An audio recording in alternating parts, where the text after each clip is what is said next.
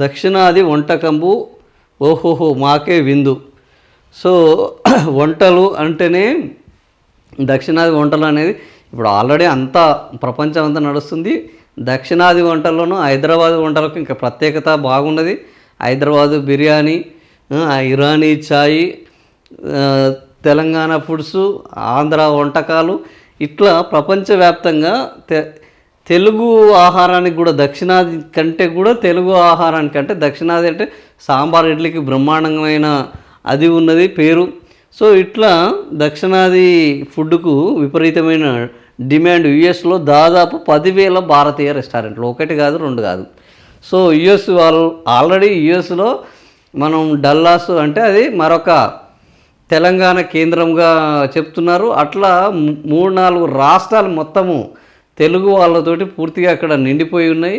So ఈ రకంగా తెలుగు వాళ్ళ పండగలు, బతుకమ్మ పండగ కానీ, దసరా పండగ కానీ, దీపావళి కానీ, సంక్రాంతి కానీ మనము తెలంగాణలో ఆంధ్రలో జరుపుకున్న దానికంటే గొప్పగా ఈరోజు అమెరికాలో జరుగుతున్నాయి. సెనేట్లలో తెలుగు బిడ్డలు ఉంటున్నారు, తెలుగు అల్లుళ్ళు ఉంటున్నారు. వాళ్ళు ఏంది ఉపాధ్యక్షులుగా ఉంటున్నారు. సో గొప్ప ఎక్కువ సంఖ్యలో డాక్టర్లు మొత్తం తెలుగు వాళ్ళు, అక్కడ రియల్ ఎస్టేట్ చేస్తున్న వాళ్ళలో ఎక్కువ సంఖ్య తెలుగు వాళ్ళు. సో రాజకీయాల్లో ఉన్నారు, వ్యాపారాల్లో ఉన్నారు, రెస్టారెంట్లలో ఉన్నారు. సో మొత్తానికి యుఎస్లో తెలుగు వాళ్ళది భారతీయుల యొక్క హవా కొనసాగుతుంది.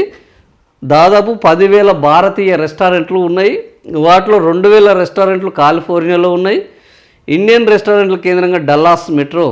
సో డల్లాస్ అంటేనే ఇంకా అక్కడ మొత్తం తెలుగు వాళ్ళు ఉన్నారు.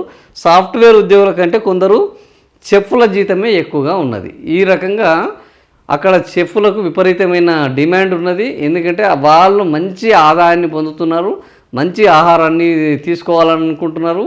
ఇళ్ళల్లో ఈ ఆహారం వాళ్ళు వండుకునే తీరిక లేదు. ఇక్కడ లెక్క అక్కడ అంత సమయం లేదు. సో ఖర్చుతో కూడుకున్నది కాబట్టి ఈ రెస్టారెంట్ల మీద ఆధారపడ్డారు. బ్రహ్మాండమైన విందులు ఏర్పాటు చేసుకుంటున్నారు.